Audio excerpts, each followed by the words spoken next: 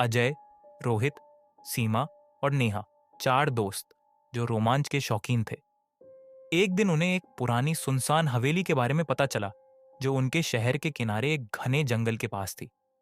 कहा जाता था कि वहां जो भी गया कभी वापस नहीं आया। क्या तुम सब तैयार हो? रोहित ने उत्साह से पूछा। बिल्कुल, अजय ने हंसते हुए कहा। डरना मना है। शाम होते ही चारों अपने टॉर्च और मोबाइल लेकर हवेली की ओर चल पड़े। हवेली का दरवाजा चरमराते हुए खुला, जैसे कोई उनका इंतजार कर रहा हो। अंदर घना अंधेरा था और हल्की हल्की ठंडी हवा चल रही थी। हर कदम पर फर्श के पुराने लकड़ी के पट्टे चरमराते थे। अचानक सीमा की नजर एक बड़े शीशे पर पड़ी। उसने उसमें अपनी परछाई देखनी चाहिए, लेकिन शीशे में कुछ और ही दिख रहा था। एक सफेद साड़ी में खड़ी औरत जिसकी आंखें काली गहराइयों जैसी थी।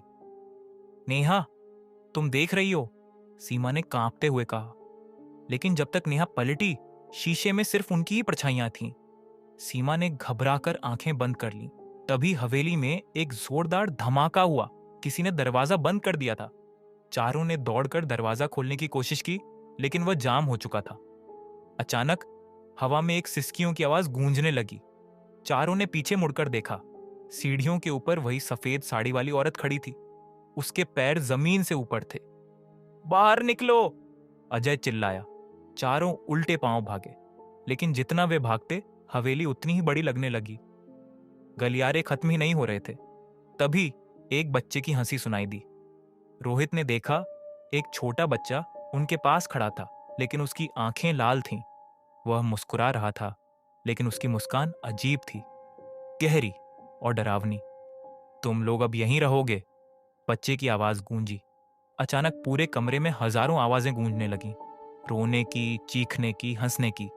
दीवारों से खून बहने लगा और हवेली हिलने लगी। सीमा ने साहस जुटाकर अपनी जेब से भगवान का लॉकेट निकाला और जोर से मंत्र पढ़ने लगी। तभी सब कुछ थम गया। हवेली शांत हो गई। दरवाजा अचानक खुल गया। चारों तेजी से बाहर भागे और बिना पीछे देखे घर पहुंचे। अब कभी भी ऐसी गलती मत करना, नेहा ने कांपते हुए कहा। उस रात जब अजय ने आईने में खुद को देखा, तो उसकी पीठ पर एक हाथ का निशान था और शीशे में पीछे वही सफेद साड़ी वाली औरत खड़ी मुस्कुरा रही थी।